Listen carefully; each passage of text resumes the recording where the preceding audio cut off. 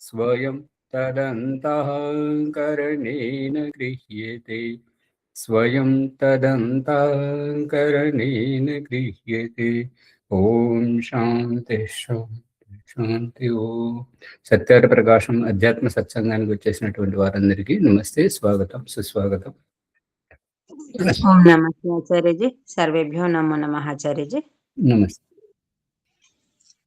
ఓం నమస్తే స్వామి. ఓం నమస్తే. అది మునిశేఖర్ గారు అది సందేహ నివృత్తి సంస్కార విధిది తెలిసేస్తే అయిపోద్ది కదా. వారు పుష్పమ్మ గారు అదే అడుగుతున్నారు, సంధ్య గురించి చెప్తున్నారు, అది రికార్డ్ అయితే బాగుంటుండే అని అన్నారు. మనం చెప్పుకుందాం అనుకున్నాం, అది అక్కడ ఆగిపోయింది.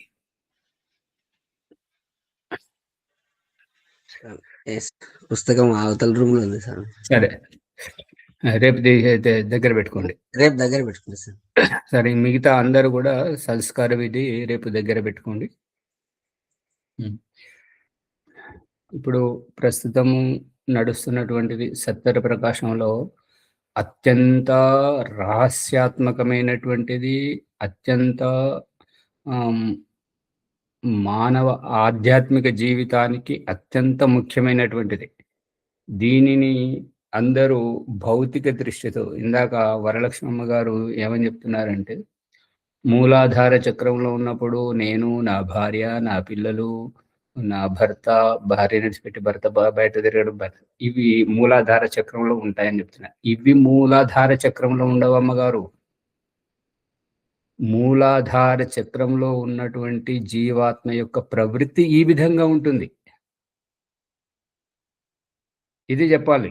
కానీ అలా చెప్తే అవి అక్కడ ఉంటాయని చెప్తే అది సరైనది కాదు. ఆ విధంగానే ఇది ఎందుకు అత్యంత ముఖ్యమైనది ఉంది.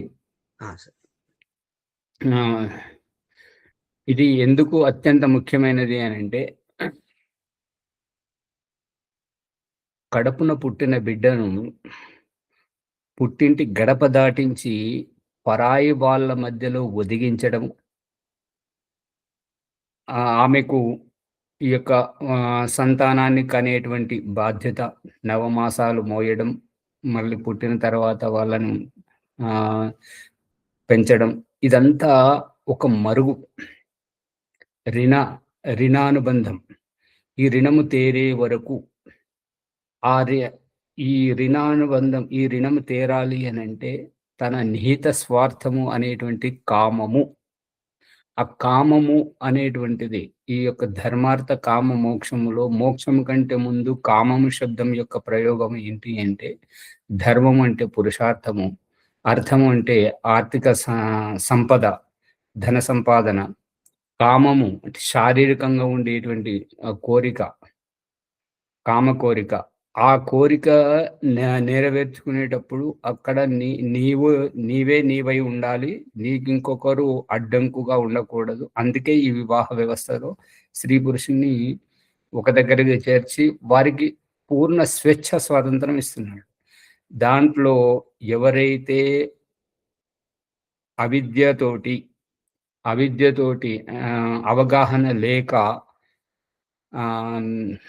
మోహమాట పడుతున్నట్టయితే, ఎంతెంత మోహమాటం యొక్క లక్షణాలు ఏంటంటే, కావాలని ఉంటుంటది కానీ చెప్పుకోలేరు, అడగలేరు, ఎదుటి వారికి గ్రహించలేరు, మనం అడగలేము. అటువంటిది మోహమాటం. కానీ కావాలని ఉంటుంటది. అటువంటిది దాన్ని అణుచుకొని ఈ జీవితాన్ని చాలిస్తే, ఈ మనము మృత్యువు యొక్క ఉద్దేశం ఏంటంటే, ఏ భావజాలంతో మనం ఈ దేహాన్ని విడిచిపెడుతున్నామో రాబోయే జన్మలో అదే ప్రముఖంగా ఉంటుంటది. అర్థమవుతుందా? చాలా జాగ్రత్తగా పెట్టుకోండి. ఈ రహస్యాన్ని భగవంతుడు పూర్తిగా ఒలిచి దూరం చేయడానికే ఈ యొక్క వివాహ వ్యవస్థతోటి వారికి, స్త్రీ పురుషులకు స్వేచ్ఛా స్వాతంత్రాన్ని ఇస్తున్నాడు. కాబట్టి అది తప్పనిసరి, అది తప్పు కాదు. తప్పు అని అనుకోవడం అది మనకు అవగాహన లేనటువంటి అమాయకత్వం. కాబట్టి ఈ యొక్క 10 మంది సంతానం కనడం అనేటువంటిది, 11వ సంతానం భర్తనే కొడుకుగా భావించాలనేటువంటి భావం, మరియు భర్త అసమర్థుడు, భార్య అసమర్థురాలు, లేదా భర్త జీవితం నుంచి భార్య, భార్య జీవితం నుంచి భర్త వెళ్ళిపోయినప్పుడు అటువంటి అసమర్థత, ఏ ఒంటరితనంలో ఏం చేయాలి మరి? శరీరంలో కోరికలు ఉన్నాయి కదా అంటే అవి తీర్చుకోవడానికి నియోగ వ్యవస్థ. ఈ నియోగ వ్యవస్థ ఎక్కడ? ఎవరో ముక్కుమొహం తెలియనోడి ఎవరితోటో అక్కడ చూసుకొని అక్కడ తీర్చుకొని వచ్చి ఇక్కడ పంట పండిస్తే ఆ యొక్క సంస్కారాలు ఈ వంశంలోకి వచ్చి వంశాన్ని దూషితం చేస్తాయి. అది జరగకూడదు కాబట్టి దగ్గరలో దగ్గర అని చెప్పడం జరుగుతుంది. అందుకే ఈ యొక్క మునుముందు వ్యాఖ్యానంలో వస్తుంది దేవర అంటే బావ మరది. ఎవరు అని అంటే వాళ్ళు దేవర ద్వితీయ పతి, రెండవ భర్త అని ఆ విషయంలో వచ్చేసింది. దీని యొక్క రహస్యం ఏంటంటే కామము తీర్చుకోవాలి. ఇక్కడి భావజాలం ఈ వంశంలోనే ఉండాలి. వేరే వంశం యొక్క గుణకర్మ స్వభావాలు ఇక్కడికి రాకూడదు. అందుకని దయానంద సరస్వతి గర్భాధాన సంస్కారం ఆరంభం, సంస్కార విధి గర్భాధాన సంస్కారం ఆరంభంలో ఈ సత్యార ప్రకాశం ఇప్పుడు మనం చదువుతున్నటువంటి 2వ సముల్లాసంలో విత్తన శుద్ధి భూమి సాగు, విత్తన శుద్ధి భూమి సాగు, భూమి సాగు స్త్రీ యొక్క శారీరక దోషాల నివారణ, విత్తన శుద్ధి పురుషుని యొక్క ధాతు దోషాల నివారణ జరిపించిన తర్వాత జరగడం. ఇక్కడే మనం సంస్కరించుకోవాలి. అంతేగాని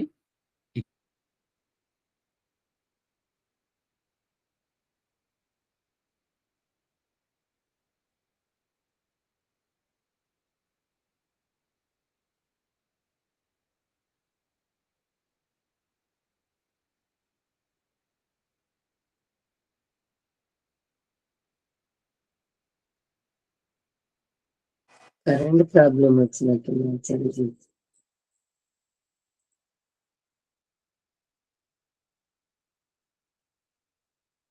కంప్యూటర్ ప్రాబ్లం ఏమో ఉంది అక్కడ బహుశా.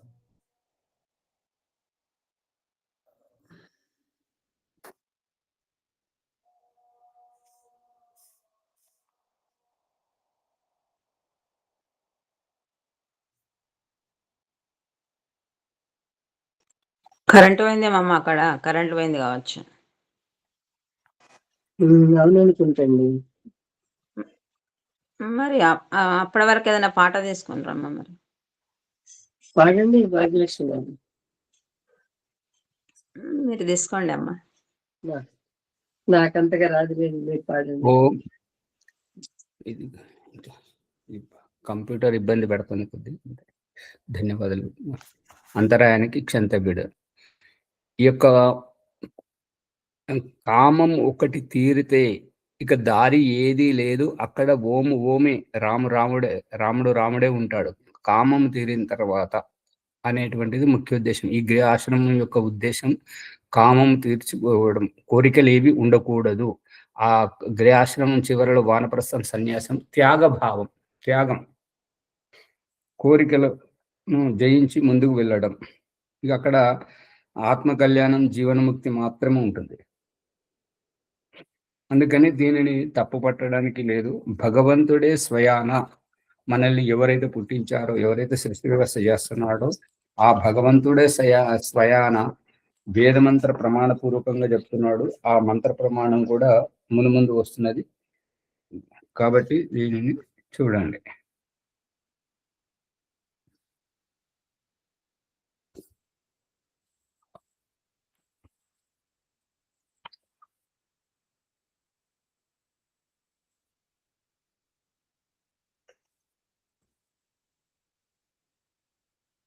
ఇప్పుడు ఈ వివాహ నియోగ నియమములు సమానముల భిన్నముల అనేటువంటి విషయంలో ఉన్నాం.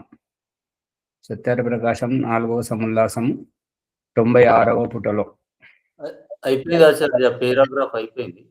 ఈ పేరాగ్రాఫ్ అయిపోయిందా? అంటే 97లో ఉన్నావా? అదేనండి, కాకపోతే ఇంకా అర్థం పూర్తిగా రాలేదు కదండి. ఇమాం తమింద్ర మేడ్వగా సుపుత్రం. అదే ఈ దీని అర్థం చెప్పుకుంటున్నామా? ఇమాం తమింద్రం మేడ్వగా సుపుత్రం. 96వ పుటలో చూడండి. ఇమాం త్వమింద్రమీఢ్వః సుపుత్రాం సుభగాం కృణు దశాస్యాం పుత్రానాథేహి పతిమేకాదశం కృతి. ఇమాం త్వం ఇంద్రం ఈడ్వః, ఇమాం ఈ విధమైనటువంటి విధి విధానము పద్ధతిని, త్వం ఇంద్రం ఈడ్వః ఇంద్ర పరమేశ్వరుని ఈడ్వః స్తుతించడానికి, అది ఏ రకంగా అంటే సుపుత్రాం సుభగాం కృణు, ఈ యొక్క సంతానం కనడానికి, సంతానం కనడం మన కోసం కాదు, మన ఉద్దేశం కాదు, భగవంతుని యొక్క సృష్టిని మునుముందుకు నడపాలి, అతని సృష్టిని నడపడానికి మనకు నిమిత్తముగా ఒక అవకాశము దొరికింది. కాబట్టి ఆ సంతానాన్ని సుపుత్రం అంటే మంచి సంతానాన్ని కనాలి, సుభగాం అంటే మంచి కన్యలనే కనాలి, సుభగాం కృణు మంచి సంతానాన్ని కని ఈ యొక్క సృష్టిని గొప్పగా చేయాలి. దశాస్యాం పుత్రాన్ ఆదేహి, ఈ విధంగా 10 మంది సంతానాన్ని కనాలి. పతిం ఏకాదశం కృతి, 11వ సంతానంగా భర్తనే భావించుకోవాలి అనేటువంటిది స్త్రీకి సందేశం. ఏ మీడ్వ ఇంద్రః, వీర్యసేచనమున సమర్థుడవు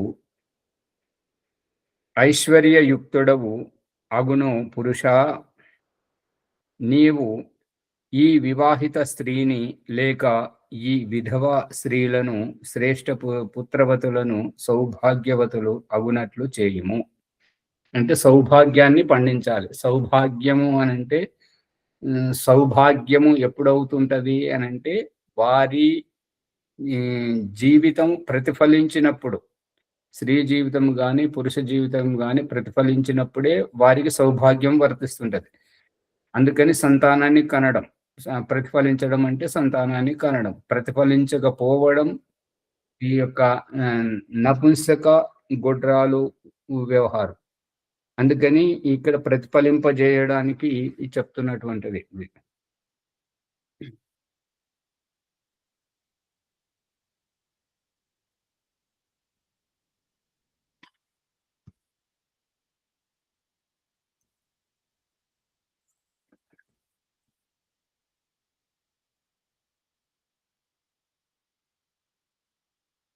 ఈ వివాహిత స్త్రీ యందు దశపుత్రులను ఉత్పన్నము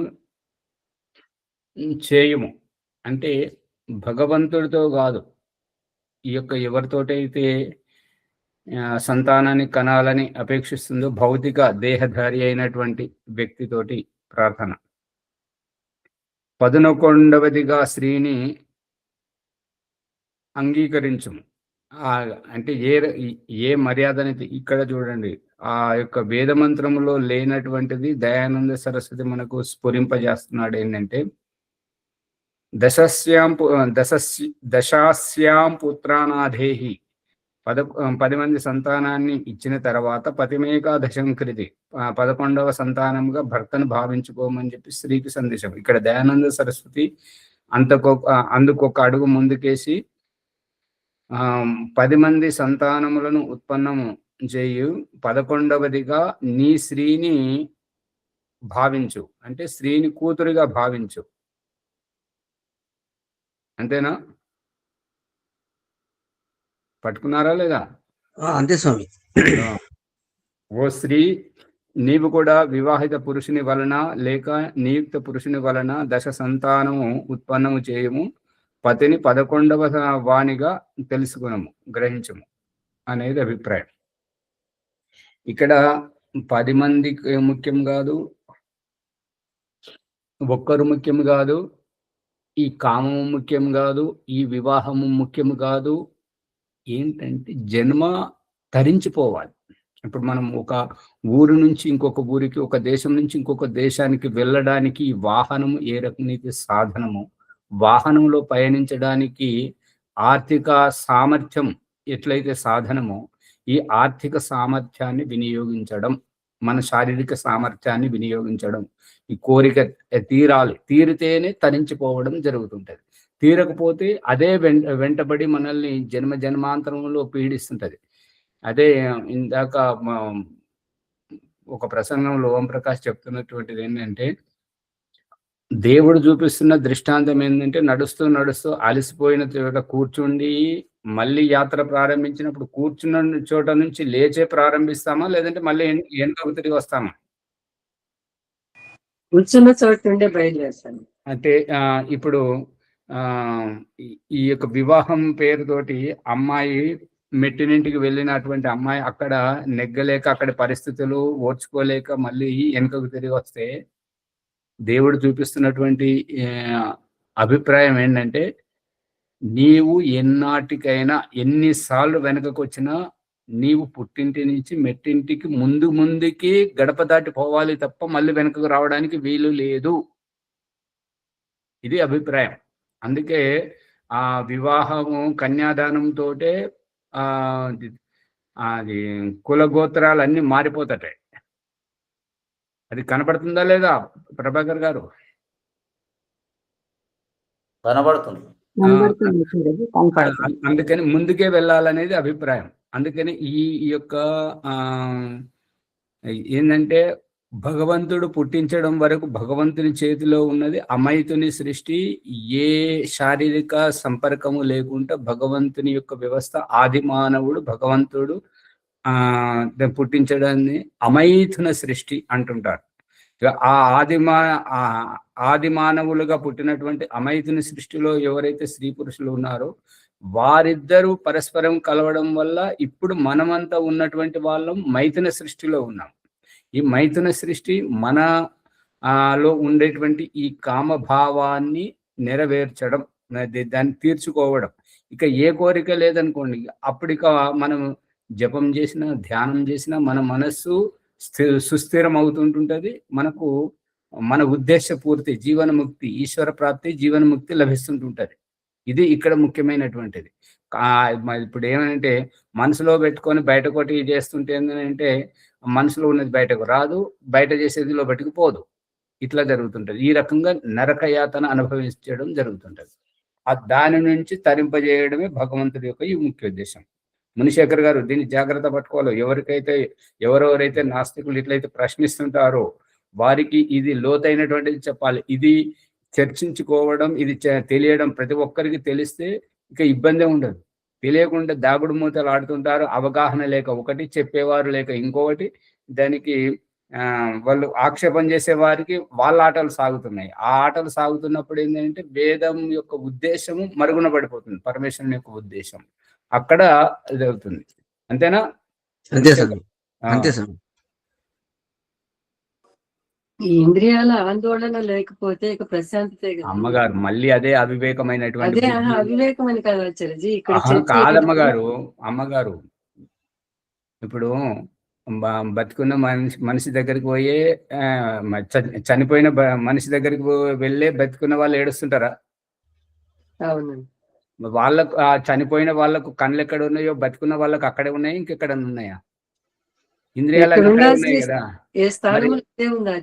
కాదు, మీరు ప్రసంగం మొదలుపెట్టింది ఇంద్రియాలన్నీ ఆ రకంగా ఉంటే అంటే చంచలంగా ఉండడం అని అంటే, అవి చంచలంగా కాదు, వాటిని ఆ రకంగా వినియోగించుకుంటున్నాం మనం. అవును, అవి వినియోగించుకోకపోవటం మూలానే అవి సర్దు మనగట్లేదు. కాబట్టి ఆలోచనలు అంతే వస్తున్నాయి, పిచ్చి ఆలోచనలు వస్తాం మూలాన ఆ విధంగా ప్రశ్నించటం ఎదుటి వారికి వస్తుంది అనేటటువంటిది చెప్పడం రావట్లేదు. కానీ అర్థమైంది ఆచార్యజీ. అనేటటువంటిది కూడా అది తప్పు కాదు. సృష్టిని ముందుకు నడపడానికే ఈ ధర్మార్థ కామ మోక్షాల పరమేశ్వరుడు పెట్టాడు. కాబట్టి దాన్ని సద్వినియోగం చేసుకొని సరైన ఆలోచనలో ఆలోచించాలి అనేది. అది ఇంద్రియాలను వినియోగించుకునేటువంటి ఆత్మ ఆ రకంగా ఎందుకు చేస్తున్నది అని అంటే, తనలో వివేకము లేదు, చెప్పేవారు లేరు, కాబట్టి ప్రారబ్ధానికి బానిసైంది అంతే. అవునాచార్య, అదే దాని ఆ ప్రారబ్ధానికి బానిస అవ్వడం వల్లనే ఇంద్రియాలు ఇట్లా ఉన్నాయి అని చెప్పేసి చెప్పడం. అంటే ముందు ప్రారంభం ఉందనేది కూడా గుర్తించాలి కదా మనది. సాగదీయకండి, వాళ్ళు వేరే వాళ్ళకి ఇబ్బంది కలుగుతుంది, ఏమనుకోవద్దు. ఇప్పుడు విడిగా కూడా వచ్చే ప్రశ్నలు ఇవేగా ఆచార్యజీ. ఏంటి అసలు మూలం ఏంటో తెలియకపోవటం వల్లనే అది ఒకటి వస్తుంది. మూలము తెలియకపోవడం వల్ల మూలం దీన్ని తెలియకపోవటం. పడుతున్నారు. ఇప్పుడు మూలం అంటే జీవాత్మకు అసలు తను జన్మకు రావటానికి పరమేశ్వరుడు ఏం చెప్తున్నాడు? ఇప్పుడు కర్మఫలము. ఇలాంటి మొహమాటంతో పొద్దున వచ్చే వాళ్ళు అవును. చాలా మంది సిద్ధంగానే ఉన్నారు. పొద్దున అందరికీ ఈ విషయం వినిపించడం, నవ్వడం ఇంట్లో ఎందుకు అని చెప్పేసి వాళ్ళు అందుకోసం రావట్లేదు. వాళ్ళకి వినాలని ఉంటది. కాకపోతే ఏంటంటే ఇది పొద్దున ఇటువంటి విషయం ఎందుకని. ఇదంతా అవగాహన రాహిత్యంతో జరుగుతుంది. ఇది కాదు సరి అయినది అని తెలుసుకున్నప్పుడు ప్రతి వారు వినటానికి దాన్ని తెలుసుకోవటానికి కూడా ముందుకు వస్తాం ఆచార్యజీ. ఇదంతా తెలిస్తే సమాజం ఇట్లా ఎందుకుంటది అమ్మగారు? ఉండదు. కాబట్టి ఇప్పుడు దాకా ఇదే అగాధంలో ఉంది. దాని నుండి పైకి రావాలి అంతే. పతిని 11వ వానిగా తెలుసుకున్నాము. ఈ వేద జ్ఞానము వలన బ్రాహ్మణ క్షత్రియ వర్ణస్థులైన స్త్రీ పురుషులు దశ సంతానముల కంటే అధిక సంతానం ఉత్పన్నము చేయరాదు. ఇక్కడ ఏంటంటే ఒక ఆధ్యాత్మిక గురువు ఏమంటాడంటే, నేను సాధన చేసుకుంటాను, నాకు సాక్షాత్కారం కావాలి, మీ దగ్గర ప్రశిక్షణ పొందడానికి వస్తున్నాను అని అంటే అతను ఏమంటాడు, నీకు ఎటువంటి కళలు వస్తాయో చెప్పు. కళలకు ఆధ్యాత్మిక సాక్షాత్కారానికి సంబంధం ఏంటి స్వామి అని అంటే, భగవంతుడు పడుకోవడం ఏదైతే మనకు చెప్తున్నాడో, పడుకోవడం వెనుక, నిద్ర వెనుక రహస్యం ఏంటంటే పట్టును సడలింపజేయడమే పడుకోవడం అంతే. నిద్రలో ఇప్పుడు యోగాసనాలు చెప్పేవారు శవాసనంలో కూర్చుండబెట్టి రిలాక్స్ కళ్ళను వదిలిపెట్టు, కళ్ళ మీద పట్టుండొద్దు, కాళ్ళ మీద పట్టుండొద్దు, సహజంగా పడుకో అని చెప్పేసి పట్టును వదిలింపజేస్తుంటారు కదా. నిద్రలో మన శరీరంలో అన్ని పట్టులు వదిలించి సహజంగా పడుకుంటాము కాబట్టి మనసులో ఉన్నది బయటపడతాయి. అవే మనకు కళలు. అవి దినములో ఏంటంటే మనం నటిస్తుంటాం. అమ్మో ఇప్పుడు ఈ భావాలు వస్తున్నాయండి. కొంతమందికి ఏంటంటే పూజ చేస్తుంటే ఆ దేవి దేవతల పట్ల కూడా అదే భావాలు వస్తుంటాయి. వాళ్ళకు పూజ మీద మనసు కూడా ఉండదు. అటువంటి భావాలు వస్తుంటాయి. అందుకని ఆ గురువు ఏమంటున్నాడంటే, ఇంకొక గురువు ఏమంటాడంటే, నువ్వు చెప్తే వింటలేవు కదా, నా దగ్గరికి వస్తే నువ్వు సార తాగాలి. నాకు తాగే అలవాటు లేదు గురుగారు అంటే నేను తాగిపిస్తా అంటాడు. అంటే తాగితే నీ సోయి తప్పిపోతావు, నీ మనసులో ఉన్నవన్నీ బయట పెడతావు.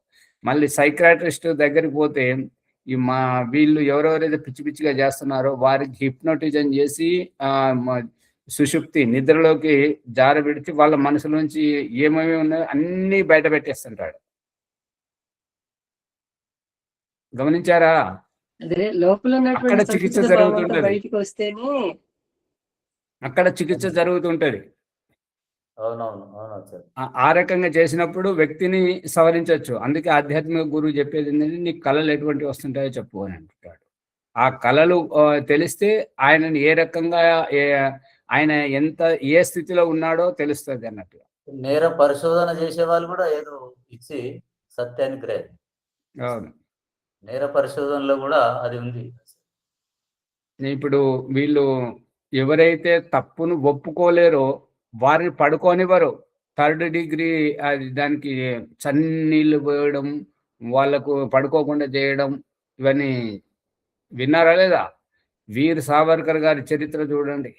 వారికి అసలు పడుకోనివ్వకుండా 2 చేతులకు గొలుసులు పెట్టి ఆ గోడకు తగిలించడం. మనకు ఒక పాయింట్ ఇడిసి మనం ఎట్లయితే తగిలించుకుంటామో ఆ రకంగా. వాళ్ళు నిద్రపోవద్దు. నిద్రపోతే వాళ్ళలో మార్పు వస్తుంటది. అందుకని అంత భయంకరంగా చేస్తుంటారు అన్నట్టు. ఈ పడుకోవడం ద్వారా ఏంటంటే మనం సహజమైనటువంటి స్థితిలోకి వస్తుంటాము అనేటువంటిది అభిప్రాయం. అందుకే యోగాచార్యులు వాళ్ళు ఈ శవాసనంలో పడుకోబెట్టి రిలాక్స్ అని చెప్పేసి ఈ పట్టును సడలింపజేస్తుంటారు సహజ స్థితికి రావాలని. ఈ యొక్క భగవంతుడు కూడా ఇక్కడ ఈ ప్రక్రియల ద్వారా ఏంటంటే నీలో ఏవైతే ఉన్నాయో అవన్నీ నీవు స్వతంత్రంగా నెరవేర్చుకో.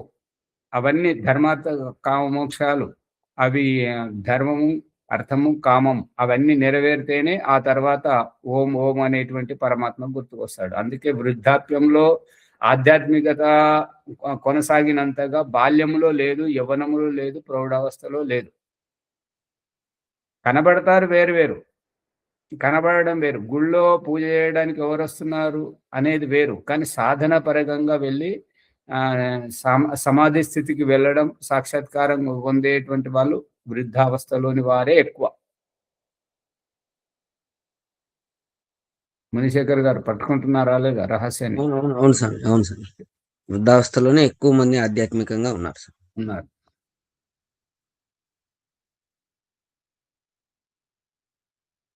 ఏలయనగా అధిక సంతానం. ఇది ప్రసంగం ఎందుకు వచ్చింది అని అంటే, ఈ రాజులు కనుక ఆధ్యాత్మిక గురువు దగ్గరికి వెళితే నీకు ఎంతమంది భార్యలు అని అడుగుతారు. భార్యలకు ఆధ్యాత్మిక సంబంధం ఏంటి అంటే, నీ కామం తీరిందా లేదా అనేది సందేశం. నేరుగా అడిగితే అది తప్పుపడతారు కదా. అందుకని ఆ తప్పును ఈ రకంగా అంటే, వారికి ఎవరికైతే ఎక్కువ మంది భార్యలు ఉంటారో, ఎక్కువ మంది వారికి ప్రేమగా అనిపిస్తుంటారో, వారికి కామం తీరుతుంది కాబట్టి ఓము వైపు వస్తుంటాడు, ఆధ్యాత్మిక వైపు వస్తుంటాడు. ఇతని పట్ల మనం శ్రమ చేయడం సార్థకము అనేది సందేశం. ఈ రహస్యం ఆ నాస్తికులకు ఏమర్థమైతే చెప్పండి. Correct sir. ఒకటేమో దేవుణ్ణి నమ్మరు, ఇంకోటి వేదం చదవరు. అటువంటిది ప్రతిదీ భూతద్దంలో పెట్టి ఇట్లున్నది ఇట్లున్నది అని రమ్మన్ ఇప్పుడు చర్చ చేయమ కూర్చుందాం రమ్మన్. ఒంటరిగా గదిలో కాదు, నీ చైనాలో నా చైనాలో కాదు, పబ్లిక్గా కూర్చుందాం రా. వస్తారా? వాళ్ళకి ఆధారం లేదు. అది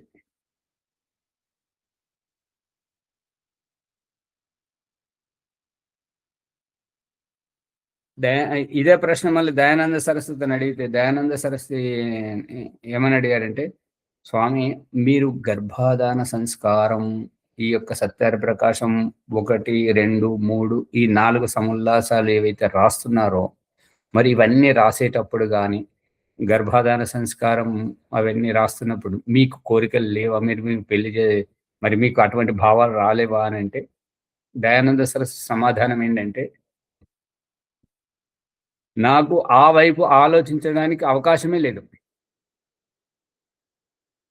ఎందుకంటే అతడు 10 సంవత్సరాలలో ఎంత పని చేశాడనంటే, మనం సామాన్యమైనటువంటి వాళ్ళం కొన్ని ఏళ్ళు పడుతుంటాయి.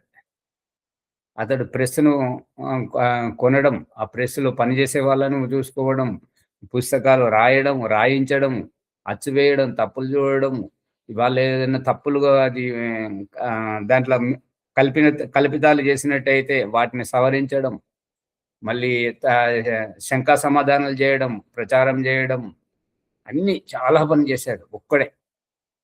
అది రామ్లాల్ కపూర్ ట్రస్ట్, పాణిని మహావిద్యాలయ, వేదవాణి కార్యాలయం నుంచి పండిత యుధిష్ఠిర్ మీమాంసక్ ఆయన రాశాడు ఏంటంటే, ऋषि दयानंद मेरी दृष्टि में ऋषि दयानंद और उनके कार्य. అది చదవండి, చాలా తెలుస్తుంటది ఎంత అంటే ఆయన ऋषि दयानंद ఒక్కడే ఎంత పని చేశాడు అంటే. మళ్ళీ ऋषि दयानंद గ్రంథం కా ఇతిహాస్, ఆయన దయానంద్ సరస్వతి ఎన్ని గ్రంథాలు రాశాడు, వాటి యొక్క ఉద్దేశం ఏంటి అనేటువంటిదంతా ఎంత లోతుగా రాశారంటే చాలా. అది అవన్నీ చదివినప్పుడే దయానంద సరస్వతి అర్థమవుతుంటాడు. అప్పటి పరిస్థితుల్లో అంత రాశాడంటే చాలా. అప్పుడు వేరే వాళ్ళు ఎవరు లేరు. ఇప్పుడు మనం ఇంతమంది ఆర్య సమాజ కులం, ఇంతమంది గురువులు, ఇంతమంది గురుకులాలు ఇవన్నీ ఉన్నా కూడా మనం ఆయన ఉద్దేశాన్ని మనం అందుకోలేకపోతున్నాం. ఆయన ఒక్కడే ఉండి ఎంతమందికి ఆయన రచించినటువంటి సంధ్యా పుస్తకంలో ఈ యొక్క లక్ష్మీ సూక్త వ్యాఖ్యానం ఇవన్నీ చెప్పి రాసేసరికి ఏంటంటే, ఆ పౌరాణికులు వాళ్ళది విడిచిపెట్టి సంధ్యా పుస్తకం కావాలి, సంధ్యా పుస్తకం కావాలండి. ఎన్ని ముద్రించినా కూడా చేతుల్లోనే ఇట్లా పలహారం లాగా అమ్ముడు పోతే, వేరే పబ్లిషర్స్ వాళ్ళు వచ్చి, స్వామీజీ మాకు అనుమతి ఇవ్వండి, మేము పుస్తకాలు ముద్రిస్తుంటాము, చాలా మంది అడుగుతున్నారు మా దుకాణంలోకి వచ్చి అని అంటే, సరే ముద్రించుకోమని చెప్పేవాడు దయానంద సరస్వతి. ఆ రకంగా ఎన్నో నకిలీ సంస్కరణలు, ఇవన్నీ ఈ రహస్యమంతా ऋषि दयानंद గ్రంథం కా ఇతిహాస్ అనే పుస్తకంలో మొత్తం అంతా రాసిపెట్టి ఉన్నది. మీరు చూడండి, చాలా లోతుగా ఉన్నాయి విషయాలు.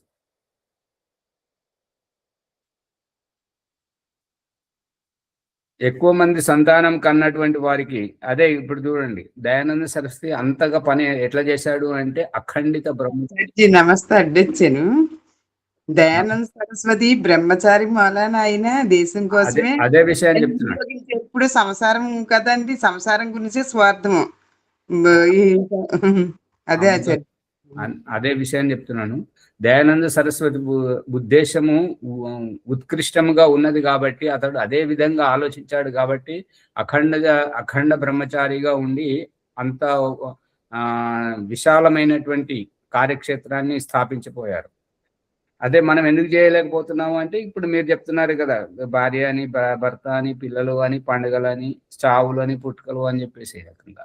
ఇక గౌతమ బుద్ధుని దగ్గరికి ఒక వ్యక్తి వచ్చి నేను మోక్షం కావాలి స్వామి, నాకు దీక్ష ఇవ్వండి అని అంటే అతను అన్నాడు సరే రమ్మని అనగానే కొద్ది దూరం వెళ్ళారో లేదో ఒకడు వచ్చాడు అనమాట. వచ్చి అరే మీ నాన్న చనిపోయిండు అని నేను చెప్పాను.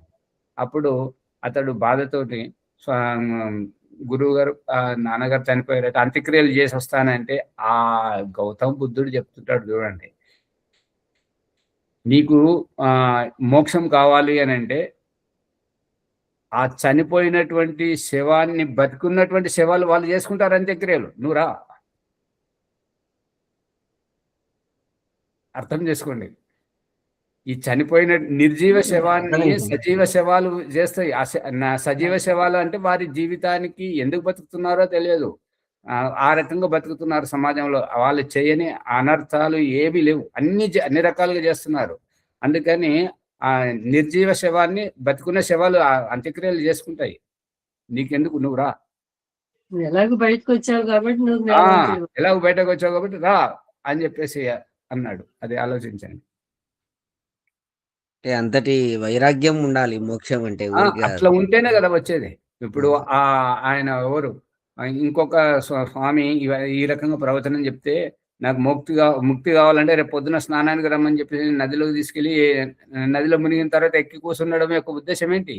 నేను బతకాలి, నేను బతుకుతున్నాను, ఇంత తెలిస్తే చాలు నీకు ముక్తి వస్తుంటది. లేదంటే నాకు భార్య పిల్లలు సంపద ఇవన్నీ తీర్చుకుంటానంటే ఇక కాదు.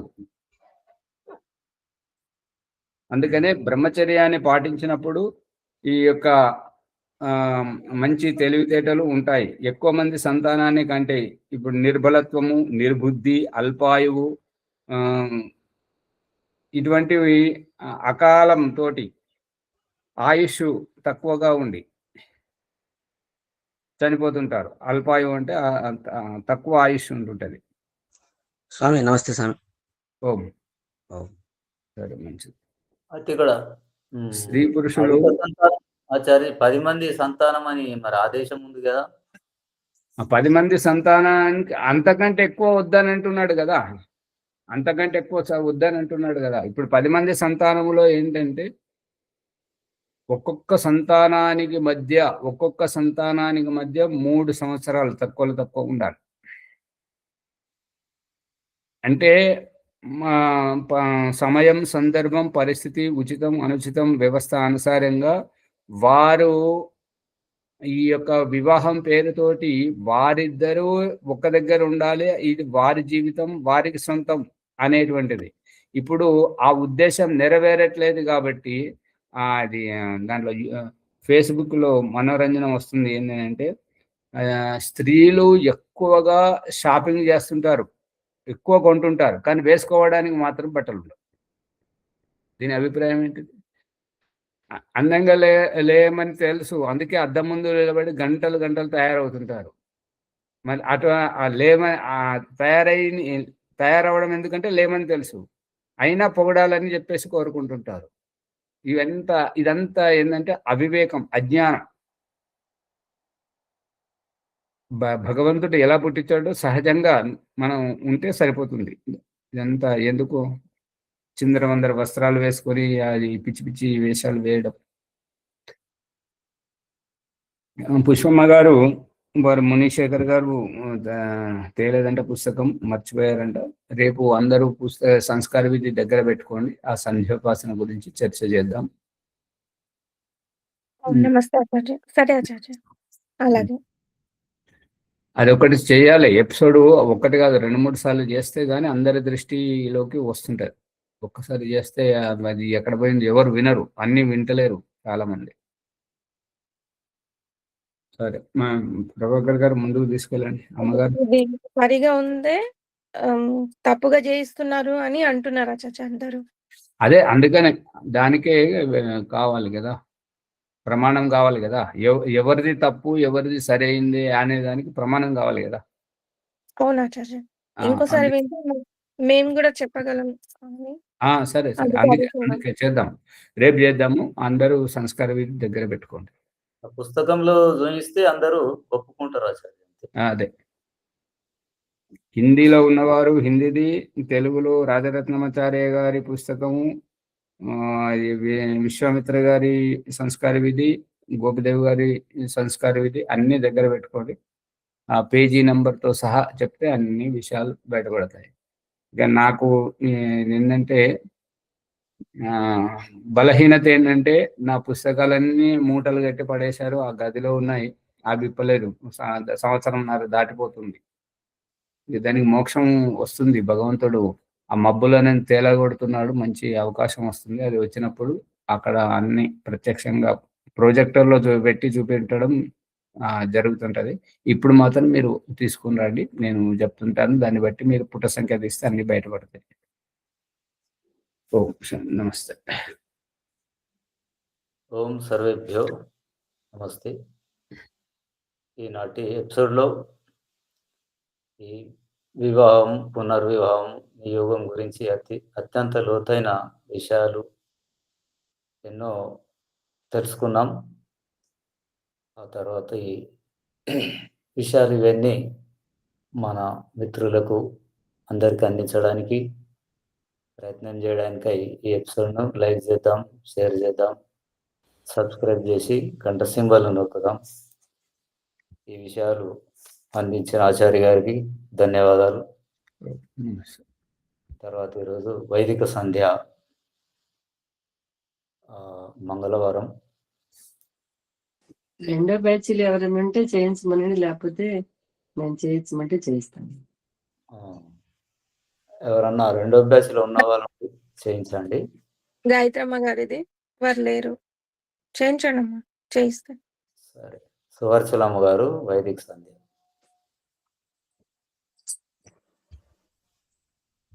అది సంధ్యాయోగ బ్రహ్మ సాక్షాత్కారం.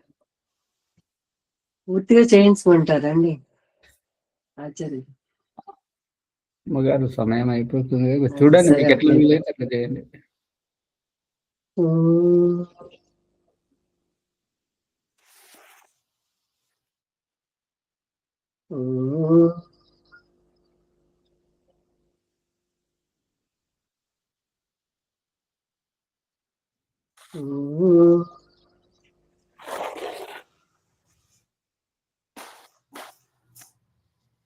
పుట్టబోయే శిష్యు యొక్క ఆత్మభావన. ఓం అమృతోపస్తరణమసి స్వాహ. ఓం అమృతాపిధానమసి స్వాహ. ఓం సత్యం యశః శ్రీర్మయ శ్రీకి శ్రీతాం స్వాహ. ఆచమన మంత్రం. ఓం శన్నో దేవీరభిష్టయ ఆపో భవంతు పీతయే సంయోరవిశ్రమంతు నః. ఇంద్రియ స్పర్శ మంత్రం. ఓం వాక్కు వాక్కు. ఓం ప్రాణః ప్రాణః. ఓం చక్షు చక్షుః. ఓం స్తోత్రం స్తోత్రం. ఓం నాభిః. ఓం హృదయం. ఓం కంఠః. ఓం శిరః. ఓం బాహుభ్యాం నిశోభనం. ఓం కరతల కరపృష్ఠే. మార్చిన మంత్ర. ఓం భూః పునాతు శిరసి. ఓం భువః పునాతు నేత్రయోః. ఓం స్వః పునాతు కంఠే. ఓం పునాతు హృదయే. ఓం జనః పునాతు నాభ్యాం. ఓం తపః పునాతు పాదయోః. ఓం సత్యం పునాతు పునఃశిరసి ఓం ఖం బ్రహ్మ పునాతు సర్వత్ర. అది ప్రాణాయామ మంత్రం. ఓం భూః ఓం భువః ఓం స్వః ఓం మహః ఓం జనః ఓం తపః ఓం సత్యం. మొదట సంధ్యోపాసన ఎప్పుడు పూర్తవుతుంది? ఓం సఫలమైన వారు పరమేశ్వర మండలానికి, అసఫలమైన వారు మళ్ళా ఆచమన మంత్రంతో మొదలు. ఓం ऋतं च सत्यं च गीता तपसो च जायेत ततो रात्र जायेत ततः समुद्रोर्नवः समुद्रादर्णवादति संवत्सरो अजायेत अहोरात्राणि विदधद्विश्वस्य मिषतो वसि. ॐ सूर्याचन्द्रमसौ धाता धाता यदा पूर्वमकल्पयत् दिवं च पृथिवीं च అంతరిక్షమదో స్వః. ఈ మంత్రాలతోటి పరమేశ్వరుని యొక్క సృష్టి విచారణ మరియు పరమేశ్వరుని యొక్క సృష్టి ఏ విధంగా నడుస్తుంది అనేటటువంటిది, మళ్ళీ జీవాత్మ, అసఫలమైన జీవాత్మ దీంట్లోకి వచ్చి దీని గురించి చూస్తున్నప్పుడు అప్పుడు మళ్ళా ఆచమన మంత్రంతో చేస్తాడు. ఓం శన్నో దేవీరభిష్టయ आपो भवन्तु पीतये संयोरभिस्रवन्तु नः. చేతన పరమాత్మను చేతన జీవాత్మ దాన్ని మళ్ళీ పరమేశ్వరుని స్థితి చేస్తున్నాడు. మళ్ళా తను ఉత్సవంతో చేయటానికి మళ్ళా సఫలం అవటం కోసం అని చెప్పేశాను. ఇవి ఇప్పుడు మన యొక్క మనసా పరిక్రమ మంత్రాలు. అంటే పరమేశ్వరుడు అన్ని వైపుల నుండి మనం రక్షిస్తున్నాడని తెలుసుకొని ఉత్సాహంగా ఆనందోత్సవంతో మళ్ళా చేయటం ప్రారంభిస్తాడు. మనసా పరిక్రమ మంత్రాలు. ఓం ప్రాచీదిగగ్నిరధిపతిరసితో రక్షితాదిత్యా ఈశవః తేభ్యో నమో అధిపతిభ్యో నమో రక్షత్రేభ్యో నమః ఈశేభ్యో నమయేభ్యో అస్తు. योऽस्मान् वेष्टियं वयं विश्वस्तं जिह्वे दद्मः. दक्षिणादि इन्द्रोऽधिपतिः तिरस्तिराजे रक्षिता पितर ईशवः तेभ्यो नमो अधिपतिभ्यो नमो रक्षत्रेभ्यो नमः ईशेभ्यो नमयेभ्यो अस्तु. योऽस्मान् वेष्टियं वयं विश्वस्तं जिह्वे दद्मः. ॐ प्रदेशे दिक्कु वरुणोऽधिपतिः पृदागो रक्षिता नमिषवः तेभ्यो नमो अधिपतिभ्यो नमो रक्षत्रेभ्यो नमः इष्टेभ्यो नमयेभ्यो अस्तु. योऽस्मान् वेष्टियं वयं विश्वस्तं जिह्वे दद्मः. उदेचे दिक्कु सोमोऽधिपतिः स्वजो रक्षिता शनिरिषवः तेभ्यो नमो अधिपतिभ्यो नमो रक्षत्रेभ्यो नमः इष्टेभ्यो नमयेभ्यो अस्तु.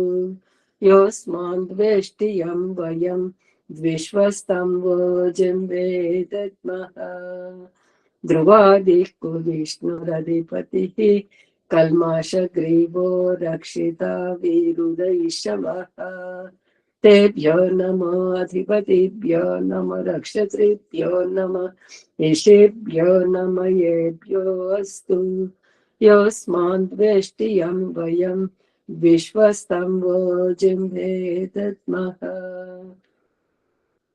ऊर्ध्वादिक्कु बृहस्पतिरधिपतिः श्रित्रो रक्षिता वर्षमिषवः तेभ्यो नमो अधिपतिभ्यो नमो रक्षत्रेभ्यो नमः ईशेभ्यो नमयेभ्यो अस्तु.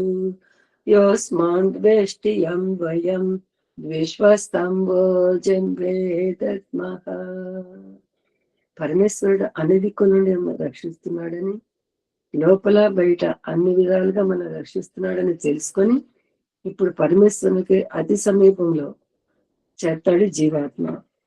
ఇక్కడ ఓంకారం అనేటటువంటిది ఉండదు. ఎందుకంటే సమీపంలో ఉన్నప్పుడు ఒకరికొకరు ప్రత్యక్షంగా మాట్లాడుకోవటం, సంబోధన తప్ప పరమేశ్వరుని నామం పిలవటం ఉండదు. కాబట్టి జాత వేదసే సునవామ సోమ మరాతీయతో నీదహాతి వేద సనః పర్షదతి దుర్గాణి విశ్వానావేవ సింధుం దురితాగ్నిః చిత్రం దేవానాముదగాదనేకం చక్షుర్మిత్రస్య వరుణస్య అగ్నేః ప్రాచ్యావా పృథివీ అంతరిక్షం సూర్యాత్మా జగతస్తశుషశ్చ ఉదుత్యం జాతవేదసం దేవం వహంతి కేతవః దృశే విశ్వాయ సూర్యం ఉద్వయం తమసస్పరిస్వాహ పశ్యంత ఉత్తరం దేవం దేవత్ర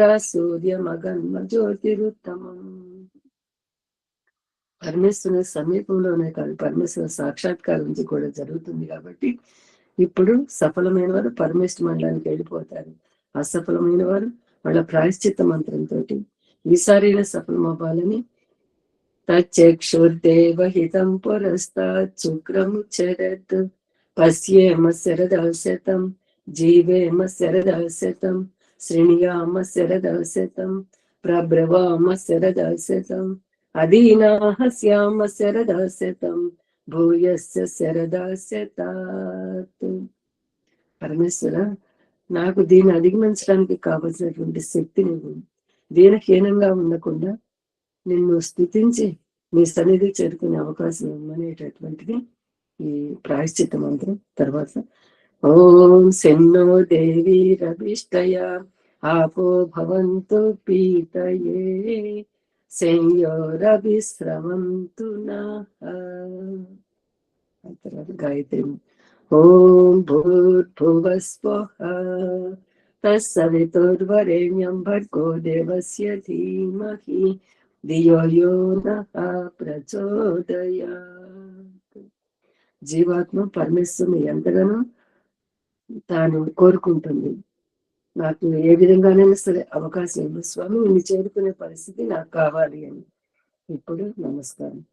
ఓ ఏ జగదీశ్వర దయానిదే మీ అనంత కృప వలన మేము చేస్తున్న జప ఉపాసనాది కర్మముల మూలమున ధర్మ అర్థ కామ మోక్షము వెళ్ళి చతుర్విధ పురుషార్థముల సిద్ధిని ఈ జన్మ ఎందే సంప్రాప్తించుకున్నట్లు అనుగ్రహించు స్వామి. ఓం నమ శంభవాయ చ మయుభవాయ చ నమ శంకరాయ చ మయస్కరాయ చ నమ శివాయ చ శివతరాయ చ. పరమేశ్వరుని నమస్కారంతో తర్వాత మళ్ళీ ఆచమన మంత్రం.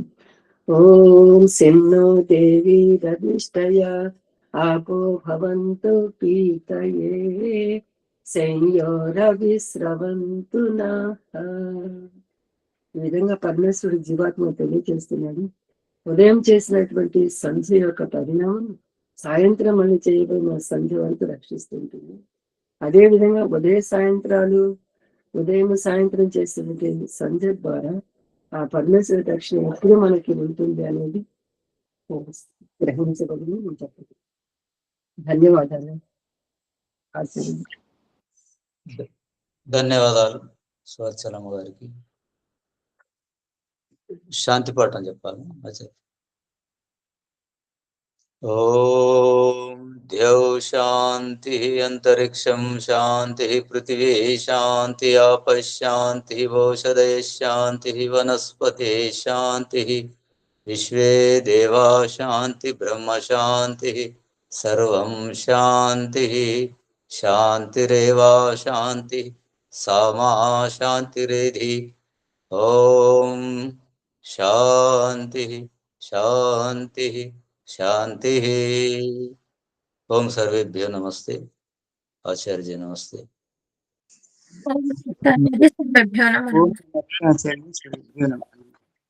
నమస్తే ఆచార్య. నమస్తే. ఓం నమస్తే ఆచార్యజీ. సర్వేభ్యో నమో నమః ఆచార్యజీ. నమస్తే.